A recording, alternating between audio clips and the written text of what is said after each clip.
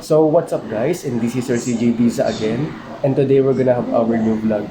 Because in this vlog we're gonna make a second batch of French Air Force Airbus A330-200. So before that, please like, share, subscribe, and hit the bell notification to also updated for my new videos. And let's start it now.